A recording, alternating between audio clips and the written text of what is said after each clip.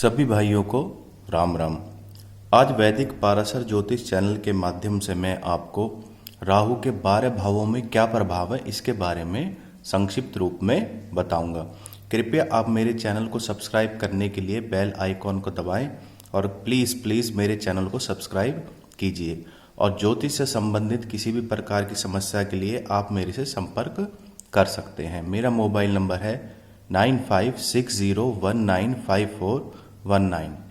जैसा कि दर्शकों आप देख रहे हैं, यहाँ पर कुंडली के 12 भावों में राहु के बारे में बताया गया है। हमेशा से भाव यहाँ से शुरू होते हैं और एंटी क्लॉकवाइज चलते हैं। ये कुंडली का प्रथम भाव है।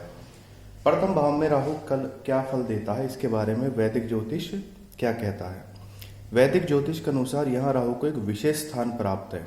वैसे तो राहु को क्रूर ग्रह की संज्ञा दी गई है, परंतु माना जाता अगर राहु की इस भाव पर कृपा हो तो रंक भी राजा बन जाता है। आइए कुंडली के माध्यम से जानते हैं राहु के फल। पहला भाव, कुंडली का पहला भाव जिसे लगन भी कहा जाता है, यहाँ राहु विराजमान होने पर जातक को मिले जुले परिणामों की प्राप्ति होती है। ये ऐसा जातक लगन में राहु हो तो परोपकारी और धैर्यवान बनाता है। पहले भाव में स्थिति में व्यक्ति का कद ऊंचा होगा, पुष्ट होगा और वह निरोगी होगा। माना जाता है कि जिन भी जातक की कुंडली में प्रथम भाव में राहु देव विराजमान है, ऐसे जातक को जीवन में कभी भी धन की कमी नहीं रहती। उन्हें किसी न किसी प्रकार से धन की प्राप्ति होती रहती है। ऐसे लोग समय समय पर दूसरों के धन का प्रयोग करते हैं और अन्य लोगों को भी लाभ पहुंचाने की शक्ति रखते हैं। वैदिक ज्योतिष में माना जाता है कि लगन में राहु होने से व्यक्ति की वेशभूषा पर विशेष प्रभाव डालता है। ऐसा जातक पहनने ओढ़ने का शौकीन, ड्रेसिंग सेंस की उसमें बहुत ज़्यादा नॉलेज होती है, कब कौन सा कपड़ा पहनना है। ऐसा जातक छोटे स्तर से काम शुरू करता है और जीवन काल में बहुत ऊंचाइयों पर पहुंचता है। अपने जीवन काल में विभिन्न प्रकार के भोगों को भोगता ऐसा व्यक्ति अपने बड़ों के प्रति विनम्र पूर्वक व्यवहार रखता है। पहले घर में राहु की स्थिति व्यक्ति को साहसिक बनाती है। ऐसे व्यक्ति लोग अपना काम निकलवाने में निपुण होते हैं। प्रथम भाव में स्थित राहु शिक्षा में कुछ व्यवधान उत्पन्न करता है। शिक्षा रेगुलर नहीं चलती, कहीं ना कहीं रुकावट आती है। यहाँ राहु व्यक्ति को बुद्धिमान और कुशल भी बनाता है और व्यक्ति अपने वादे पूरा करने में विश्वास रखता है। प्रथम भाव की स्थिति में अशुभ परिणाम भी कुछ हद तक बताए गए हैं। जैसे लगन में स्थित जातक को साहसी कहिए, परंतु कई बार अपने साहस की अधिकता के कारण वे बेवजह किसी पर शक करता है और गलत कार्य कर बैठता है। ऐसा व्यक्ति दिशा निर्देशों के अनुसार चलना चाहिए और किसी गुरु या संत की बातों को मानकर अपने जीवन में सफलता हासिल करनी चाहिए। प्रथम भाव में राहु की वैवाहिक जीवन में साझेदारी को अच्छा नहीं माना जाता। द्वितीय भाव में राहु क्या कहता है। वैदिक ज्योतिष में द्वितीय भाव का राहु धन भाव का राहु कहा जाता है। ऐसे जातक को आर्थिक स्थिति, संयुक्त परिवार में जन्म मिलता है, खाने पीने का बड़ा शौकीन होता है। राहु दूसरे भाव में होने का यह प्रभाव है। कुंडली में दूसरे भाव का राहु जातक को शुभ और अशुभ दोनों तरह के फल प्रदान करता है। यहाँ भी लगभग मिश्रित फलों की ही प्राप्ति होती है प्रथम भाव की तरह। माना जाता है ऐसा जातक की आर्थिक स्थिति अच्छी होती है, उन्हें राजा सरकार द्वारा धन की प्राप्ति होती है। धन भाव में स्थित राहु जातक को व्यवहार कुशल भी बनाता है और ऐसे लोगों के जातकों को आराम करने पर भरोसा रखते हैं। ये लोग आराम पसंद होते हैं, व्यर्थ डोलना इनका काम नहीं है। अपने काम धंधे से थकने के बाद इनको आराम जरूर चाहिए। ये किसी में के विश्वास पर खरे उतरे या ना उतरे, पर इन जातकों की ठोड़ी में किसी न किसी प्रकार का निशान अवश्य मिलता है। ऐसे जातक को साइनस संबंधी समस्या होती है और ज़्यादातर ऐसे जातकों की नाक नक्शा उच्च का होता है। द्वितीय भाव में स्थित राहु सभी सुख प्रदान करता है। ऐसे व्यक्ति के जीवन काल में गौरव और आदर मिलते हैं। विदेशों से धन की प्राप्ति होती है और विदेश जाने का मौका भी मिलता है। ऐसा राहु बाहर घूमने का बहुत शौकीन होता है। दूसरे भाव का राहु अगर कुछ अशुभ प्रभाव डाले तो संतान की संख्या सामान्यतः कम रहती है। संतान अगर 2 हैं तो एक संतान गुजरने का चांस रहता है, एक संतान की हानि होने की संभावना रहती है।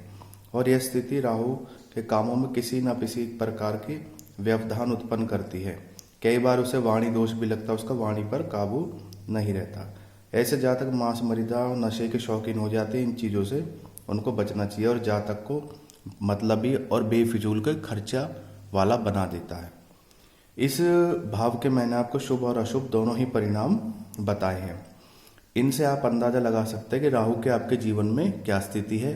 कुंडली के 12 भाव खत्म होने के बाद मैं राहु को आपको उपाय बताऊंगा कि राहु के 12 भावों में उपाय लगभग एक जैसी होते हैं और राहु के इन भावों में मनुष्य को क्या उपाय करने चाहिए। तृतीय भाव में स्थित राहु, ये हमारी कुंडली का तृतीय भाव, ये पराक्रम भाव भी कहा जाता है।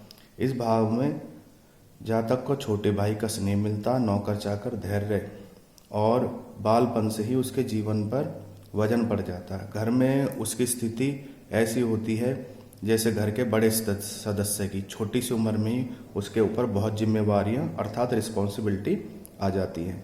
कुंडली के तीसरे भाव में स्थित राहु अरिष्टनाशक और दुखों का नाश करने वाला बताया गया है। वैदिक ज्योतिष में कहता है कि यह निरोगी काया और बल तो प्रदान करता है, परंतु जीवन में रिस्पॉन्सिबिलिटी और जिम्मेवारी आने के कारण जातक थोड़े ही समय में बहुत अधिक उन्नति कर लेता है।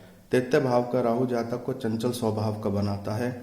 यही बात विद्यावान और भाग्यशाली तो बनाता है, परंतु ये हर कैटेगरी के मनुष्य के साथ मिल जाते हैं। बच्चों के साथ बच्चे हो जाते हैं, बड़ों के साथ बड़े हो जाते हैं, बुजुर्गों के साथ बैठेंगे तो बुजुर्गों जैसी बात करेंगे। तीसरे भाव का राहु कीर्ति और देश विदेशों में फैलती है, कला में खूब निपुण माना जाता है। ऐसा व्यक्ति दान पुण्य में बहुत विश्वास रखता है। इसका व्यवहार सदैव मित्रतापूर्ण रहेगा। इस कारण राजनीति में भी इसकी छोटी मोटी पकड़ अवश्य मानी जाती है। ऐसा व्यक्ति बहुत प्रयत्न करने पर सब कुछ आराम से प्राप्त कर लेता है। व्यक्ति को जीवन में हर प्रकार की सफलता और वैभव प्रदान होते हैं। इसी भाव में अगर जातक थोड़ा बहुत अशुभ हो तो वह अभिमानी और आलसी होता है, व्यर्थ लोगों पर शक करता, अपनी निद्रा खराब करता है।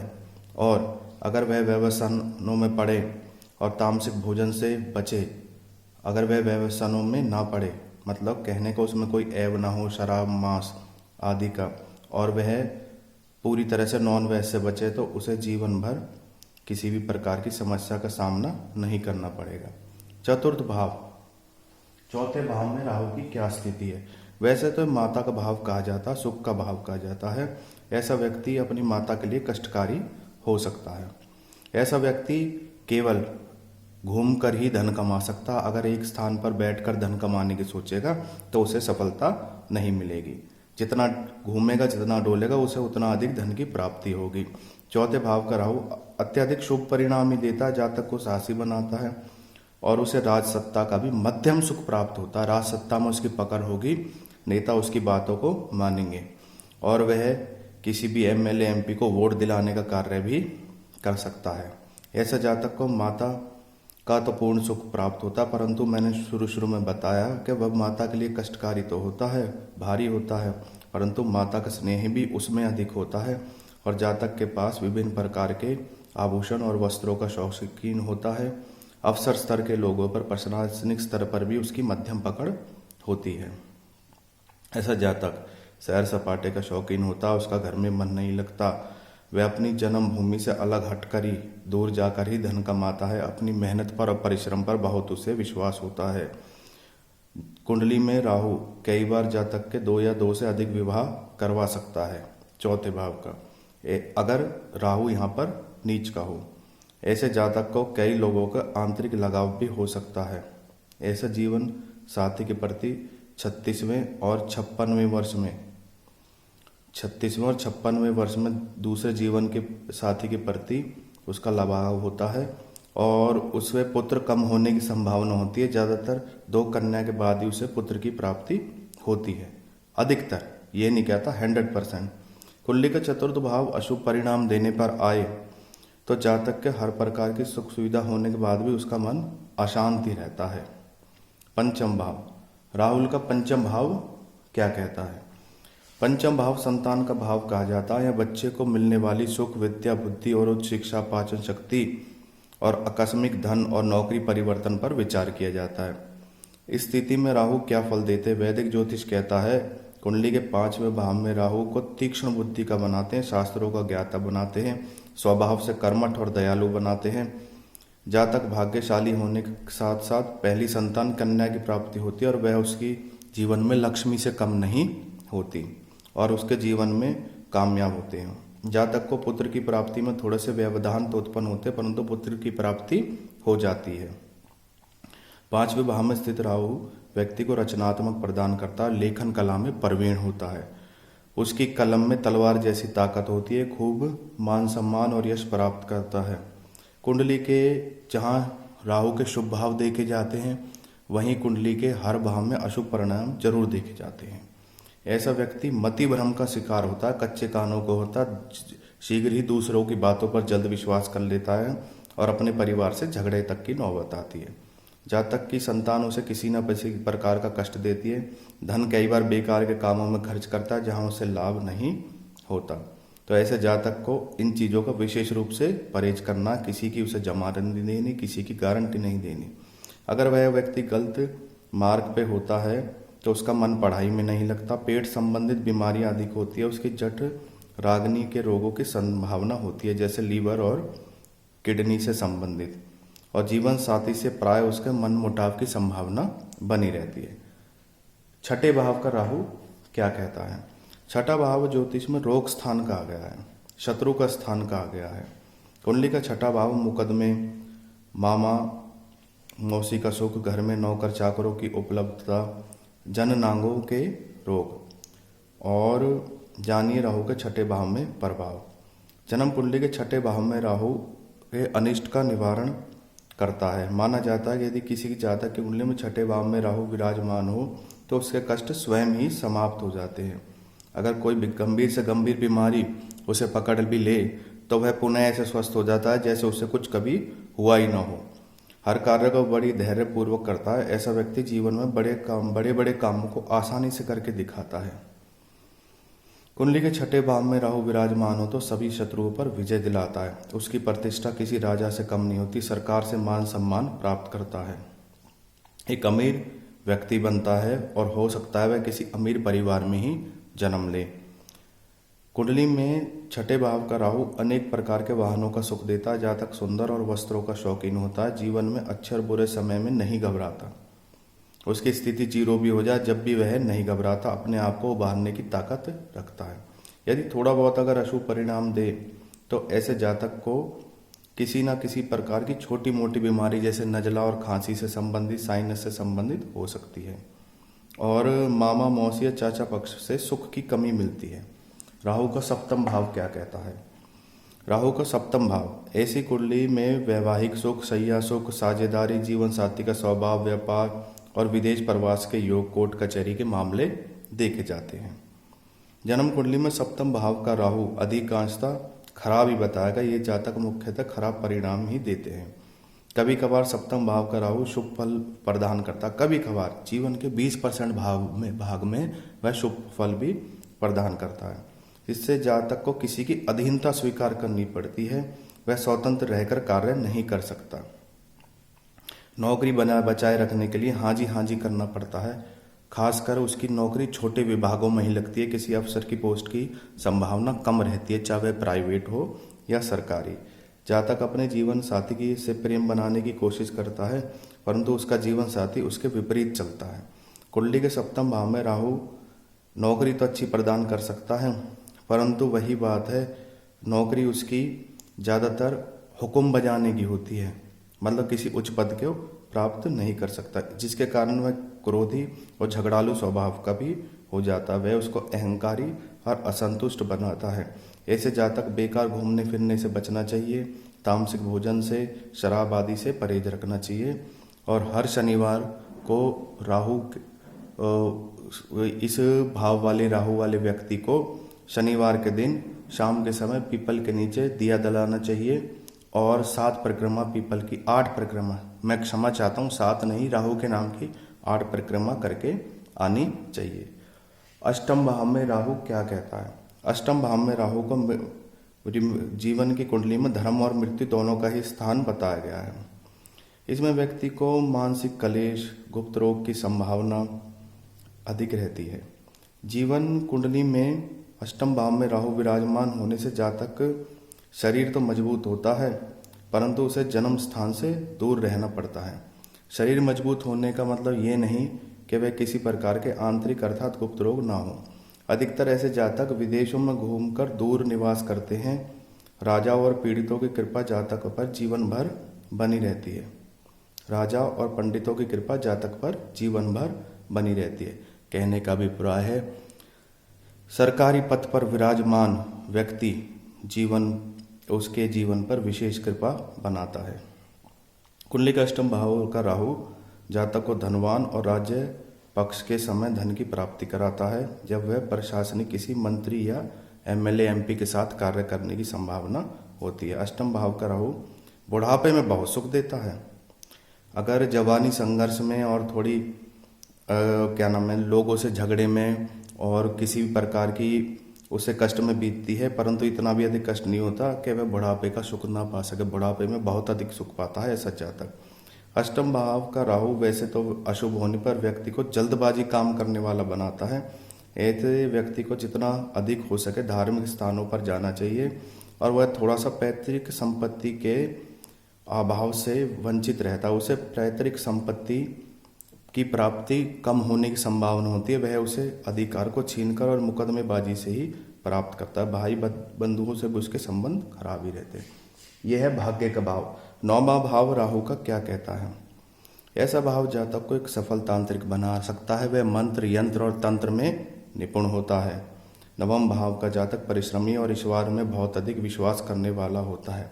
माता सरस्वती को इस पर विशेष कृपा रहती है। वह साधु संतों की सेवा करना बहुत पसंद करता है। अत्यधिक विधिवान होता है। वृद्धिमान मतलब अपनी जायदाद और धन को बढ़ाने वाला। ऐसे लोगों का आसपास समाज में दायरा बहुत अच्छा होता है। उसे सामाजिक सम्मान की प्राप्ति होती है क्योंकि वह सामाजिक कार्य करने में विश्वास रखता है। तीर्थों के प्रति उसका विश्वास होता है। देवताओं के प्रति उसका विश्वास होता है। दान पुण्य में उसका विश्वास होता है। ऐसा जातक राहु जातक को अत्यधिक चतुर बनाता है। वह सुधारवादी विचार का होता है। अपनी वाक्पटुता के कारण वह अगर शिक्षक हो तो नालायक से नालायक विद्यार्थी को भी वह ऐसे बना देता है जैसे बहुत होशियार हो। जीवन में उसको तरक्की दिलाता है। विद्या के क्षेत्र में अगर वह विद्या प्रदान करे तो नालायक से नालायक विद्यार्थी को भी होशियार बना सकता है। और ऐसे जातक को ज़्यादातर माता सरस्वती की आराधना करनी चाहिए, तो उसके जीवन में राहु का किसी भी प्रकार का अशुभ प्रभाव होने की संभावना बहुत कम रहती है। दशमी स्थिति यानी कर्म का भाव, पिता का भाव राहु के लिए क्या कहता है? जब भी राहु दशम भाव में होगा तो थोड़ा पिता के लिए कष्टकारी होगा। पिता अल्पायु हो सकते हैं। वैदिक ज्योतिष कहता है ऐसी कुंडली में राहुदेव विराजमान हो तो उसे बलवान और निडर तो बनाते हैं। वह आसानी से घबराता नहीं है, बहुत निडर होता है। ऐसे स्थिति में राहु काव्य, अच्छा लेखक और पत्रकार बनने की पूर्ण संभावना रहती है।